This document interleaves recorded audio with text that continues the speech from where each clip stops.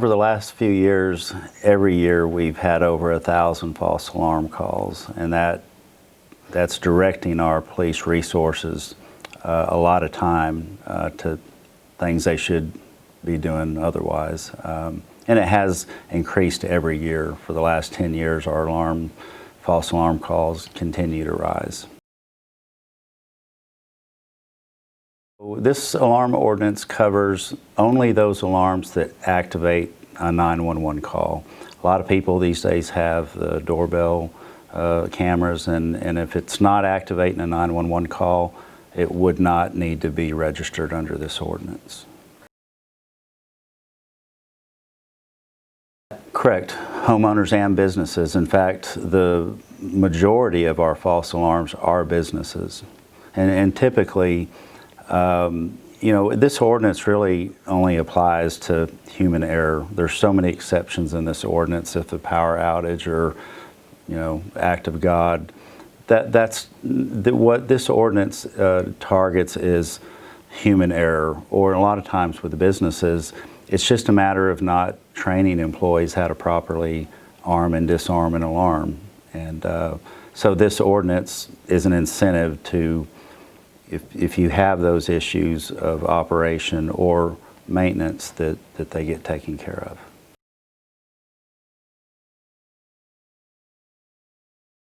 For now, between now and January 1, there is no fee to register your alarm, so we're really encouraging everybody to come get online now and register, and we're trying to get the message out best we can.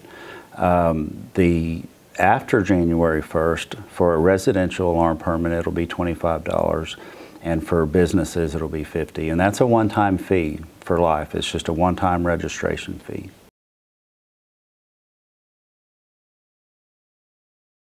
Any registered alarm gets 3 false alarms a year with no penalty. If a residence or business has more than 3 alarms or less than 6, it is a $50 fine. If the alarm site has more than 5 but fewer than 8 in a 12-month period, then the fine would be $75. And if an alarm site has 8 or more false alarms in a 12-month period, then the fine would be $100. The fees for violations over 3, those fines are set by the state of Texas. No, the information that we request will not go anywhere. The purpose for acquiring that information is so that we can better protect people's property. Having the knowledge. If you look at the information that we do request, wanting, contact. So we have a person we can call if we see a vehicle in a driveway, and we can call the homeowner and say, should this vehicle be here? Or we found this window unsecure. Is that, possible? It gives us the ability to more effectively and efficiently address the legitimate alarms.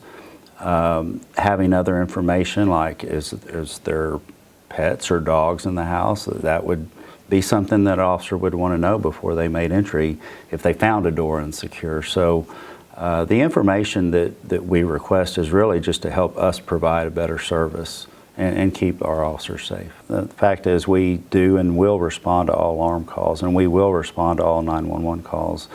The vast majority of people that have alarm systems don't really have that many false alarms, and if you're a resident and you have 1 or 2 false alarms a year, this ordinance won't have any effect on you. This is really to target the problem alarms, and we're talking about human error, not acts of God or anything else.